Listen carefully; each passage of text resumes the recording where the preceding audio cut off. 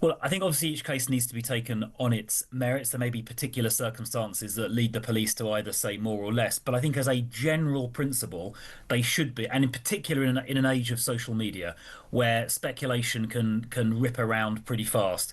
I think as a general principle, the police and the authorities should be putting out a bit more information rather than less at an earlier stage as a general approach. I think the independent reviewer of terrorism legislation, Jonathan Hall, QC or Casey now, made a similar point.